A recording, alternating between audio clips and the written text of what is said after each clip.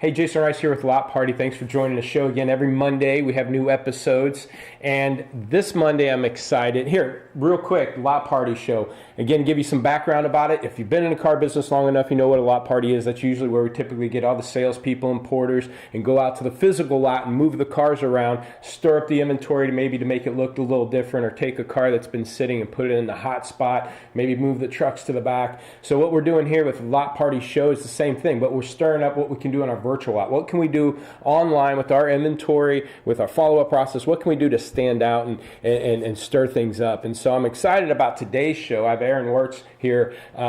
He actually focuses a lot on video, and I think a few shows back we talked to autos on videos, and we talked about the impact of videos and what dealerships can do on cars. In both in marketing their car and even in the service, how to document video and send it to customers as they're getting service work done, that they might need their brake pads repaired and so forth. But this segment, we want to talk about video and marketing, not just your inventory, your store, and just all out, what can we do in marketing? So Aaron here, he has a huge background. Matter of fact, he was famous on Fox News, something I watch almost every night. So here he was on TV there. And because they came up with a creative way to combat a strike that was going on at the dealership as they're building a new facility. So before I take any thunder away, I'm going to introduce Aaron here. I want him to go over his background, where he came into the car business, where he is now, and then we're going to start dipping into the video. So Aaron, glad you can join us. Thanks for joining us here. Thanks, Jason. It's really a pleasure to be here. I've been watching your show for a while now, and I'm pumped for the opportunity. So, just like Jason said, my name is Aaron Wirtz. I am the media and marketing manager for the Ride Auto Group, which does include Subaru of Wichita and Super Car Guys. And primarily, I deal on the Super Car Hold on one second. Guys now, because it's turned into kind of a used car behemoth here in Wichita. Your audio kind of broke up a little bit. I'm sorry. Got your audio and video kind of broke up a little bit there. So you're talking about the used car behemoth, or you were talking about that? Go back about 2 or 3 seconds. And so if it's something that you have to maybe be from Wichita or the surrounding areas to understand, but everybody knows Super Car Guys, and that's for better or worse. But for us, it's worked very well. Yeah. And we've seen some staggering sales growth and personnel growth and brick and mortar growth, and it doesn't feel like there's any end in sight necessarily. And so I came on to the dealership 4 years ago as a social media manager. So I started off in a role that was digital first, digital only essentially, and I still try to stay progressive in those areas. But what's been interesting about my experience with Super Car Guys is that my marketing experience has been rounded out with the heavy traditional presence that we still maintain. So we do heavy TV, we do a lot of Pandora. We don't do a lot of radio necessarily, just traditional radio, but we do have our own magazine that we give away at grocery stores and so forth, anywhere those free magazine racks are. And so, like I said, it's for me, it's been very helpful to see that traditional by no means is dead. And I think that, honestly, I say this all the time, but the distinctions between what is digital advertising, what is traditional advertising, I find that to be a stupid argument even of what is better, what is one thing, what is the other. Because for instance, I mean, what is that traditional advertising because it's radio, but it's served over the internet? So is that digital marketing? Yeah. And those distinctions just no longer make sense. You know, what is Hulu advertising? What is advertising like that? And so I think what we're seeing right now that I'm very excited about is that, you know, we have all these predictions about how video essentially will become the internet, that 90% of internet traffic will be video traffic. And what does that mean essentially? So just as your show implies, Jason, the internet is becoming television. And so people will just go to the internet to watch and consume content that's being served up in the same way that it was on TV. Now, of course, you have on-demand functionality and you have way more choices, but essentially that the least common effort denominator still applies with internet content too. People want to sit back. They want to be shown entertainment. It's kind of an interesting merger of the two worlds. Sure. Where you have people consuming longer form content on the internet. It's very exciting. Yeah, and I'm reading or listening audiobook to Gary Vaynerchuk's Ask Gary V, and they brought up the whole video aspect in YouTube, and he was just talking about, the way, transition. Shoot, my 8-year-old daughter has an iPad around the house hooked up to my account, but she has that iPad watching videos and not TV. She's in front of that. And so he was talking about how people nowadays, you can start building yourself up. He said, I'd rather be an internet star than a TV star because, and he referenced back at the days when movies came out, when movies was the big thing and TV came out. Well, the movie stars were mocking the TV stars, and eventually that took over, and we're going through that same transition on the internet. And to go back to automotive part of it, just basic, I just go backwards a bit of, you're talking about how you guys advertise on TV and radio and some of these traditional stuff, and a lot of dealers still do. And like you said, to the point, there's still a medium there. But I'm so surprised that these dealers don't have their commercials on their own YouTube channel or their commercials on their own website, and double dip into that exposure. They just usually say, okay, here's my TV advertisement. Boy, we need to do something about our videos. We don't have any videos to do. And I'm like, couldn't you do both, and have that in all those different aspects, and your Facebook and Twitter and wherever else? Is that stuff you guys been really have good luck at then? Moving that and actually, go ahead. Well, what I'm most interested in along those lines are how video can bring an entire community together. And what I mean by that is just a couple of examples. So one example that we did recently, 4 or 5 months ago now, we teamed up with a local musician who had written a song about bullying. The song was called Don't Let Them Get in Your Head. And so we decided that we were going to produce the music video for this song in combination with a PSA campaign, an anti-bullying campaign. Okay. And so we teamed up with a local middle school, which is actually just outside of Wichita in a place called Valley Center, a smaller town. And so while I certainly take your point about what Gary V is saying about his children and so forth, I'm not a Gary V fan. I'm just not. And I think that too often he goes for this kind of coerced agreement about the way he sees the world. Yeah. And the reason I bring that up is that, for instance, we've got a video that was taken at Valley Center where we had the entire middle school student body collected in this gym. And I'm here to tell you every single kid knew the Supercar Guys theme song. And they didn't learn it from the internet. I'm here to tell you that much. They learned it from TV. Oh, wow. And so take your point. I see your point. I'm certainly a technologist. I'm a digital foremost. But there's still big opportunity. And we got to keep our small towns in mind, too, for sure. And I think we don't talk about that. Yeah. Not sexy right now. You're not going to hear that. What's going on in San Francisco and Seattle and all this.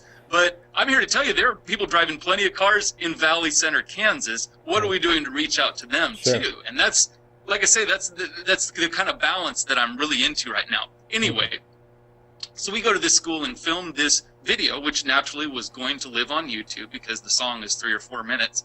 And we had collected some kids that were going to be the stars of this video. I'll send you the link to it, which we're very proud of how it turned out.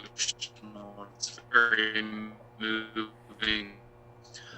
So not only was this project basically the talk of the town, I'm friends with some people who are on the City Valley Center and so forth. Yeah. And as you can imagine, there's talk about, so when you involve a whole school in that, we had the news come out, they covered it, we got some mentions on the local news for this campaign. The video was released, we put a PSA spot on TV to draw attention to that. So people would go to the website, watch the music video, fill out a pledge. We would mail them a wristband. And so that's what I'm saying. I think we're thinking too simplistically when it comes to me make video, me put video YouTube, you watch video. That's it. You know what I mean? Video brings people together. Sure. And for car guys, I'm here to tell you, video opens doors. Get the camera out, and all of a sudden, you're welcome in places that no business being in otherwise. That's what I love about cameras. That's what gets me so excited. And not only that, going and talking about video to various networking groups, people will beat down the door about that stuff. Come talk about cars, but they will come and listen to you talk about video marketing. Sure. And so it's been a great way to establish those ties in the community. Now, the most crucial thing, I think, for me personally about that experience, this music video experience, was one of the characters in the music video was this 8-year-old girl named Kendall. She was born with cerebral palsy, and she had struggled with bullying issues before, as you can imagine. And her parents trusted us to let her be in the video. She did a great job. And on the night of the video premiere, which a local restaurant let us have this premiere there, you know, she was on the poster. She was the star.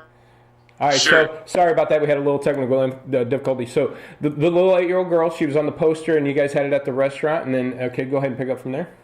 Yeah, and it was one of those very special moments because if you watch this music video, see, it's very emotional. And as you can imagine, there were a lot of tears in the room. And it was one of those experiences that I realized that this is probably something that they'll be looking back on for the rest of their lives. And it was very special. And I think that so often in the car business, we use digital media can be measured and the metrics and engagement and ROI and all of these things. And I'm not knocking any of that stuff. However, what we're missing out is in the heart and soul of the media that we create, the connections that it makes. Sure. And there's still no way to quantify that. And that's what's up for me, because I make crazy used car commercials, but the fact that the business that my commercials generates then facilitates experiences like that for Kindle, life-changing experiences, infuses my position with meaning. And that sort of internal marketing, the marketing that faces our employees, certainly does not get talked about enough either. And I think what an effective video strategy really does, an effective media strategy at any dealership, what that does is it gives the employees, the members of the team, the tribe, the organization, whatever, a sense of feeling of belonging, purpose, and a sense of placement on the timeline of history that they can point at and say, I was there, this was me, this is who we are. And it's something that makes them feel like they identify, man. And we talk all about customer experience, and this is the year of customer experience and stuff. However, we don't talk about the sort of marketing that we're doing to our employees, and maybe marketing even is the wrong word. But I know people bring up the issue of Chick-fil-A, for instance, and I'll just give you one example. I'm a fan of that company because of this. I'm a big brother through Big Brothers and Big Sisters, and the Chick-fil-A in Wichita will let you go in with your little brother and just get whatever you want. No, there's no special menu. You can order as much as you want. It's all free. Oh, wow. You just take what you want. And I got to thinking, I was like, what does that do for that company? I don't really tell people about it. And it hasn't turned me into a regular Chick-fil-A buyer. I never spend any money in there. I have to come to is that it's not for me. It's not for the community. It's for their employees. When their employees see that their job, their organization is making of me and my little brother, someone who doesn't have a lot of opportunities, that helps them it infuses their job with meaning. It would be easy for them to say, it's fast food, I hate this, I'm frying potatoes and chicken sandwiches and stuff. But no, why are Chick-fil-A people so happy? And that's not the sole reason, obviously. But it's one of those little things that helps contribute to the idea that every single job on the face of this planet can change lives. It can be an opportunity for transformation and growth. And that's what's going on, man. There's no way to fake that. And that's the thing. It's like so many dealerships want to say, oh, how can I do video? How can I make more video? And first of all, video is a diagnostic tool. Is your dealership culture toxic or is it healthy? Is it a place where you can actually people can actually feel comfortable being on video. Most dealerships still aren't, and there's no way of faking it. Maybe that's why they're still struggling with video, just because of that. Exactly. And we don't talk about that enough either. No, and everybody just says, get out your iPhone, and it should be so easy, but it's not, man. Video, people see a video camera and they see it as this implement of humiliation. That, hidden camera pranks and all this stuff that toxic dealerships, all these jokers run around trying to embarrass each other with these things, man. That stuff's real. Well, I mean, it even comes, I help enough dealers out there that I know there's still a problem with this. And this, even again, step backwards here and dumbing it down a bit, is even just going to their Facebook or their Twitter or whatever social that's out there, and a lot of times it's inventory or promotions, or it's just a picture of a customer taking delivery. I said, you need to get a little bit more personal. Have the picture of the person's anniversary, or the pet dog that's always in the shop, or what we do with philanthropy and stuff, or get. And again, video takes that to the next level. But we don't even, a lot of dealerships I don't even see promote just those in photos. And again, is it a comfort level? Is it, we forgot, or they don't think in that, think that way? But obviously even video takes it to that next level. One of the ones that stood out while you're talking, Matt Lasco at Lasco Ford, they did a great job. I watched a video they did about small town dealerships and how he's involved with motocross and things like that. And I watched that video, and even though it was about being a small town dealer, they weren't selling anything or promoting anything, but the people there were having fun, and you could see that they're involved in other things in the community. But also, to me, it made it feel like, if you're a blue collar worker, here it's proud to be a small town dealer, proud to be. It just makes you proud to be involved or buying a car from them. Just the way they promote it, the challenges and the benefits of being a small town dealer. And again, it wasn't selling anything, and it wasn't self promoting, but it just, to me, could make you want to do business with them. And it's ideal as a Ford store, being, trucks and everything like that, to be that small town dealer. But it takes it to that next level, like you're talking about. And, those videos, like you said, that I'm sure there's no self-promotion in that, but the impact that those people and the kids involved in that video, they'll remember for a long time, and who and how, who did it and how it got done. So, that's even a bigger perspective that I don't think a lot of dealers look at, other than just. Well, absolutely. And and I know that you base a marketing strategy off of that, and that seems to be always the initial blowback. Well, how many cars did it sell you, and so forth. But again, when it comes to how that sort of content is then reflected into the minds and the hearts of our staff, of our organization, which I believe we are a healthy organization, a friendly organization, and an organization that has integrity, how much better are they then going to serve customers who do come in solely to purchase vehicles? And that's the question that still we're having a difficult time quantifying. But if you don't invest in things like that, in the heart and soul of your people, then then good luck. You know what I mean? All right. Well, let's say you don't have that atmosphere, and I would say a good chunk of dealers might not have that atmosphere, because there's a lot of turnover in this and that. But let's say you don't have that atmosphere. Okay, so as a dealer, I'm sitting there going, okay, obviously I need to get involved with video. What's the steps? Would you suggest dealers to focus on video for the inventory and their cars, and then once you capture that, then maybe do some more videos on promotions or internal stuff or things. What's that first step for dealers for marketing on video? I'm sorry, go ahead. Yeah, and it's something I've thought about a lot. Naturally, every dealership employee structure is a little bit different, and the skills and resources are a little bit different at every organization. But honestly, the first real step is learning the fundamentals of video production.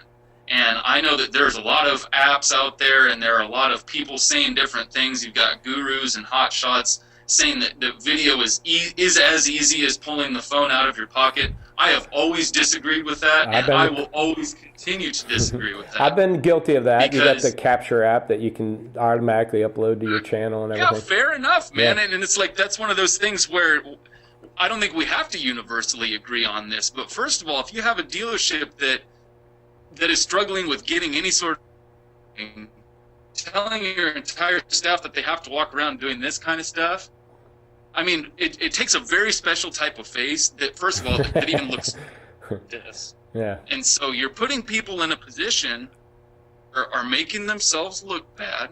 It's embarrassing, and they're completely uncomfortable. And so I think there's a couple of different skill sets that need to be developed if you're going to create an expectation of consistent video production. And the first one being is what makes a video watchable. And those are just fundamental principles that can apply to any camera.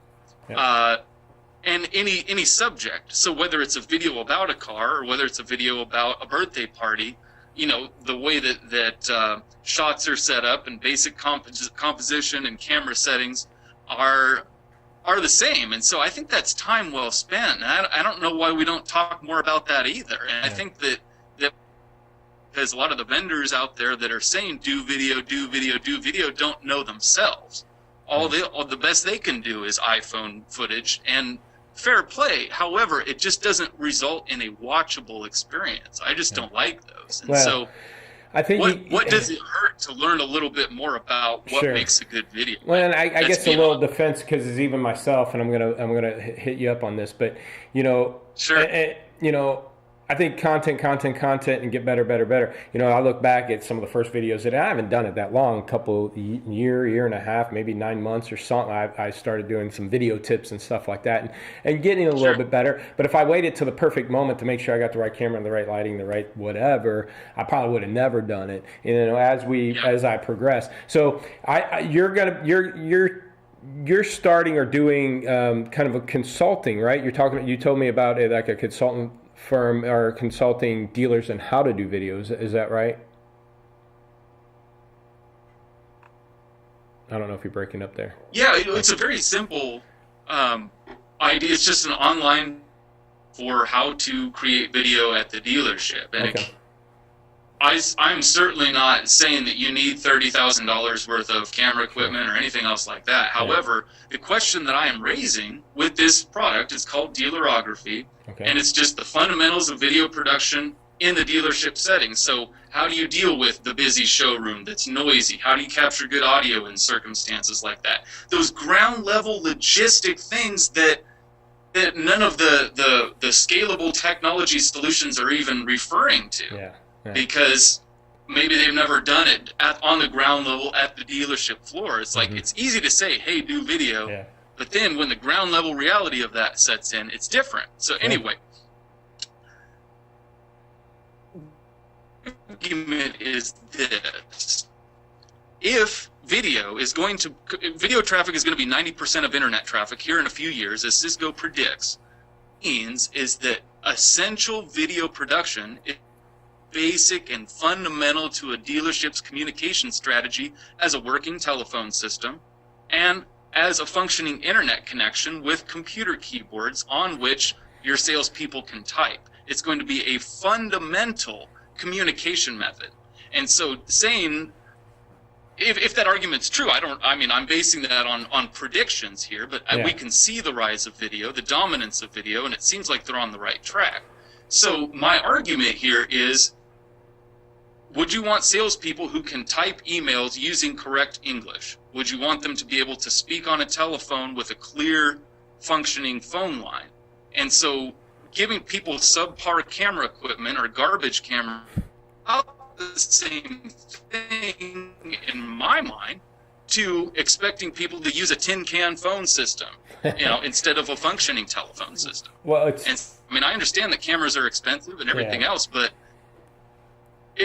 a $5 product on Amazon has beautiful photography, and yet we're out there taking garbage that has trash and crap in the background and everything else. It's like, let's just start with the basics here, man. I'm laughing on two levels. One, I think my second show, we talked about photos and just the basics of, getting I think it was called a scrum or whatever, to filter out sunlight going through the windshield, and things like that it doesn't cost that much money, but would change the photo. So, we've been down this road on the photos, but you're talking about video. Second, the reason why I'm laughing is because right now, I would say, and I apologize to anybody watching, it's about 30% of this so far, every once in a while you're breaking up. So it's either my quality of internet or photos, and this isn't the best part. But this is a good example of what not to have out there. Because, and so here's what I'm going to hit you up on. Now, you said you watched the show a few times, and I know you've had background in theater and or dance and stuff, right?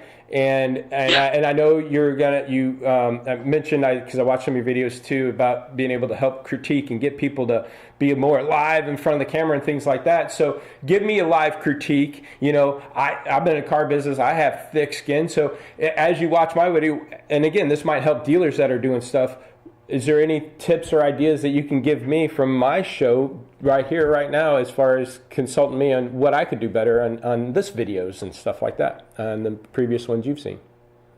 Well, always easier said than done, but I think the idea of 30 minutes of watchable content is an idea that has to be respected. And as you know, that is a tremendous... I have a video production business on the side. It's called Curve Break. And if someone were to come to me and say, hey, I want to produce 30 minutes of television or 30 minutes of whatever, we're talking about that would probably be $10,000. A lot of work. Yeah. And the reason it's a lot of work is it's hard to be interesting and have enough camera work and content to keep people engaged for 30 minutes. And so... Cut the shows down would be one critique then, right? Cut it down to what, 10, 15 minutes? We can't get all this in 10 to 15 minutes. I know it can't, but I think that's one trend that we're seeing in the car business is there's a lot of just kind of, for lack of a better term, like just talking head type of stuff. Yeah.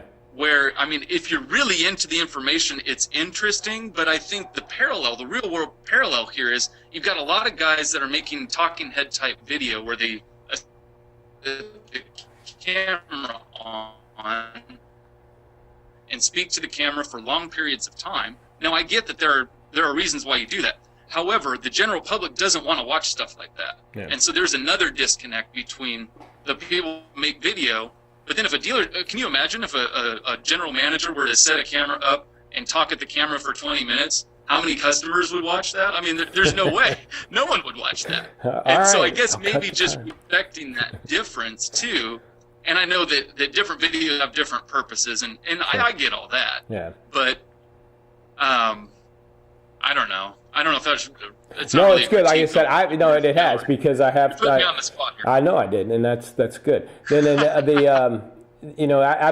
wouldn't say I've had that critique, but 30 minutes is a long time to get somebody's attention.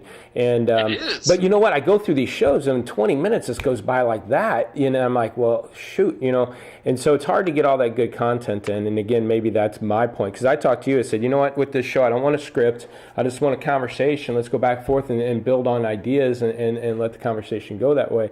And again, that could be to a fault that maybe is hurting the video content, and maybe have a particular script coming into it. But I do think there is like you said, a lack of the knowledge that anybody's even talking about some of this stuff. So I want to bring this stuff to the table.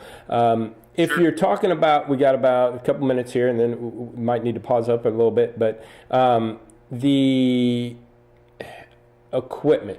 Okay, I'm a dealer. I want to start dabbling around, even just fun videos around the dealership, or even a promotional piece, or even taking it to the kids' game that we promote and maybe do something there. What kind of equipment would you say would be the best route to go?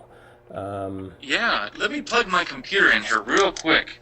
I apologize. It's I'll have to do a little location change. No, I like that. I thought my battery life was going to last longer than this. Well, again, we got this long show, draining your battery.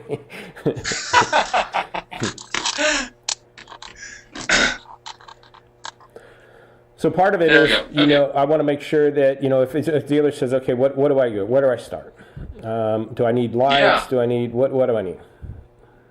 Well, your showroom logistics and like where are you going to plan on making this, of course, is important. But I think still a DSLR is a good investment, and it doesn't have to be, one of those 4K Sony mirrorless cameras or anything. I mean, a Canon Rebel might be a good initial investment. I'm a Canon guy, so I wouldn't be able to speak intelligently on Nikon. No, that's what I I'm use not a is Canon Nikon. snob by any means, but with a decent lavalier microphone might be a good way to start, because I mean, one of the distinguishing characteristics of video versus amateur video, of course, is just audio quality.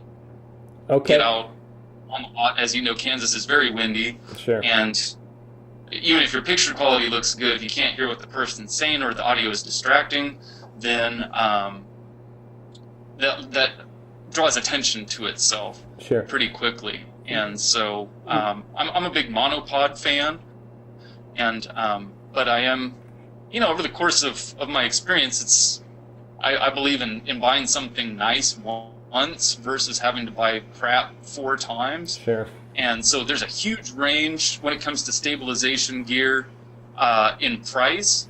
The monopod I have I think it was $350, but is worth every penny. Yes, they do make $25 monopods, but they're not going to last. Sure. And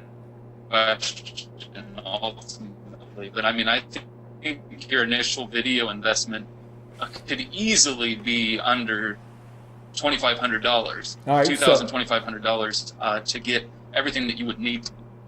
One second. Computers into. All right, so you're saying about $2,500 initial investment, and I got a Nikon D5100, I think, and I think it ran. Well, I bought an extra lens, but even at that, $600-$800. I think it does phenomenal on video. Again, my holdup is the 20-minute gap, but it should be under 20 minutes anyways. And then even at that, I went out and bought one, I got like this Yeti mic, but this happens to be for maybe a podcast, but I use it. But I also have like a little Sony clip-on with a cord, but I got a 50-foot cord. But I mean, I think the Sony $50 and the cord was like to give me a long enough distance, $8 or whatever.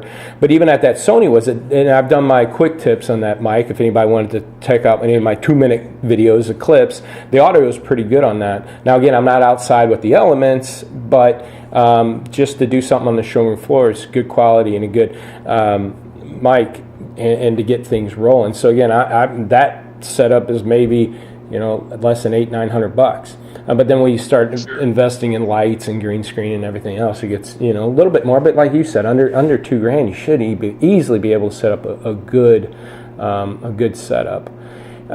When you want to take your computer into consideration, and of course any software that you would need would also need to be considered. But honestly, and when dealers ask me that question, I try to help them just kind of tune up their thinking, because I mean, I don't know a single that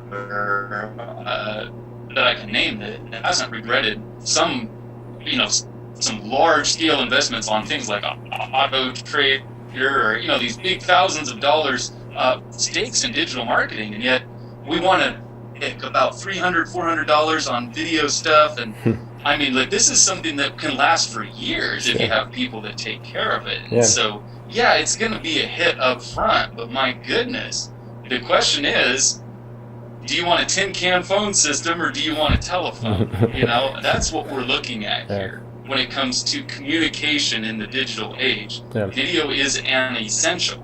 And I think that, all these dealerships that are looking to hire millennial talent, get them excited about this, why not offer video production as part of their dealership training? That's something that will help get them excited. Sure.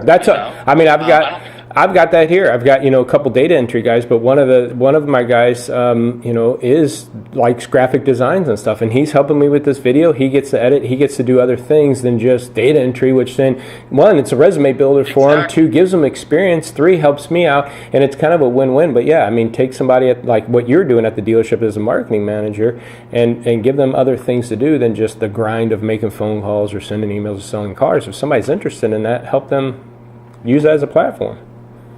Absolutely. And that's another thing, is that I don't think that we should think in terms of there's one video guy, because that's a lot of pressure on that one person. So why not have a few people that are comfortable with that? And like I say, it's one of those, another distinguishing factor, because I mean, from my experience in the car business, and I know that our dealership's a little bit non-traditional. It is non-traditional in that way, but the range of experiences that I have car business have been absolutely stunning. And just keep in mind, I was teaching English at Wichita State. I was an English professor before I came to a car dealership. Yeah. And so you can kind of imagine what a big career change that was for me. Now I'm the most controversial used car TV personality in the lower half of the state. But, I mean, the range of the things that I've been able to do in the car business it's something I am excited about. And yet, a lot of dealerships can't get anyone to come and even apply for these jobs where there's a potential to make a lot of money, you know? And so where is the disconnect? And I think that too often, like with these technology platforms that claim to take all of the work out of your salespeople's hands, out of your marketing hands, people crave to be challenged. You know, they want their skills to be developed. They want their skills to be put to use. And that's a fact that we should not overlook. 70%, according to Gallup polls, 70% of U.S. workers are not engaged at work, whatever that means. Why aren't they engaged? Well, maybe because their employers are treating them like they can't do it. Maybe they're giving them these scalable technology solutions that promise to take all of the thinking out of their jobs. Sure. And so, I know that we're moving metal, that we're trying to sell cars and all this stuff, but my goodness, let's put some skills to use. Let's put some thinking to use. Let's challenge our people and develop them. Yep. People don't want another app. They don't want another scalable technology solution. They want to feel like their unique contributions to the organization actually make a difference. Yeah. And they want to feel that at the end of the day, they're a little bit better than they were the day before. Sure. Are we treating them that way? Not with an app.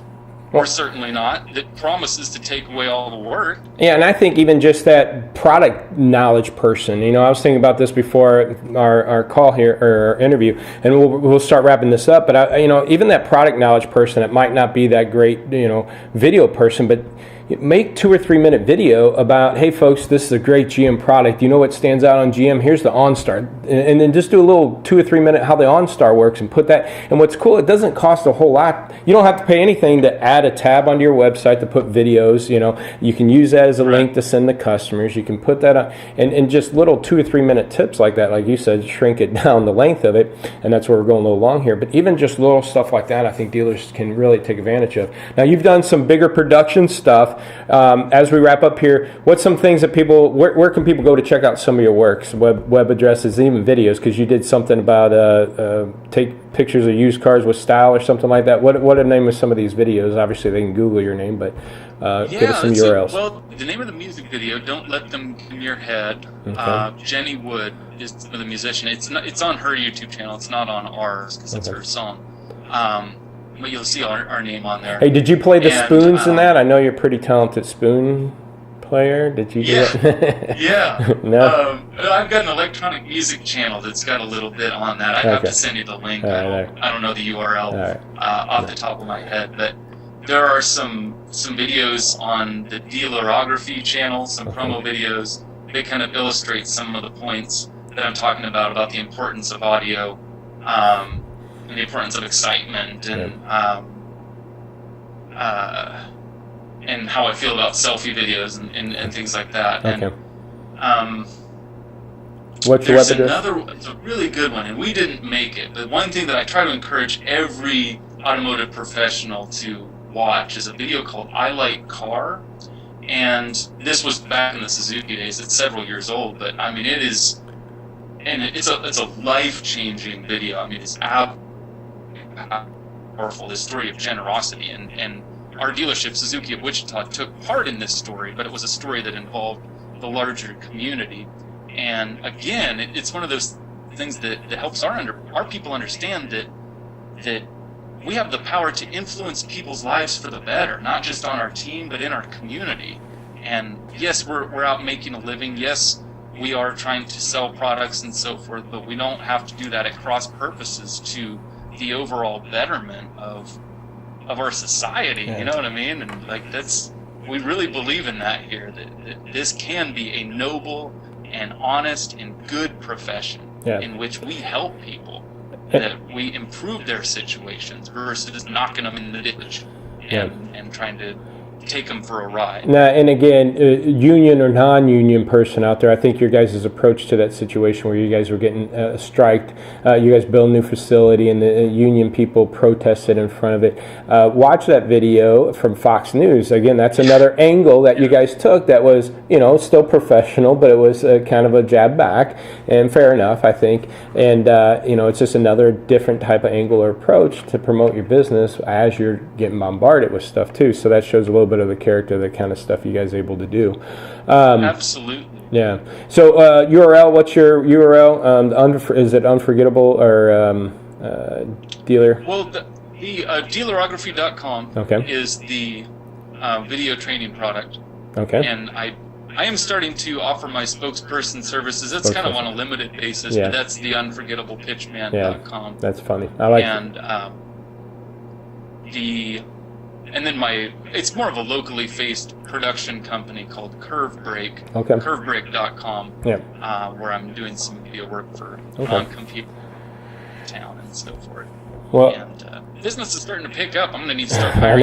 know. Yeah. Well, if they watch all this video, maybe they'll help you. So here, I appreciate your time. This is a lengthy video, but I think we had some good content, good place for dealerships to start. I agree. Good references here. I think we could start. You're not going to you won't be happy with the quality because, again, the breakup on it. But you know what? If we have so much content, I don't want to redo it. We can professionalize it and redo it and make sure. I don't know if it's the go-to meeting that we're on or the internet connection on my end or your end. But we had some breakup in the video. I apologize for that. Not very professional. But again, as people maybe deal with the frustrations here, maybe again that proves your point of having good audio and good connection and having that being professional out there. But I would suggest too, and I know you would too, start somewhere. I've bought the cheap stuff and go, you know what, I should have instead of the $20 lights, I should have bought the $80 lights. Now I'm going to go buy the $80 lights, knowing that it was worth it. So learn from your mistakes. But reach out to Aaron. What's your email address, or maybe maybe somebody can contact you if they want any further information from you. Yeah, it's Aaron at curvebreak.com. That's BREAK. So CURVEBREAK.com. Excellent. Aaron with 2 A's. All right. And then appreciate everybody's time. Again, a lengthy video here. I'm going to turn it into a podcast. If you ain't got time to watch the video, we'll have it on a podcast. You guys can listen to it.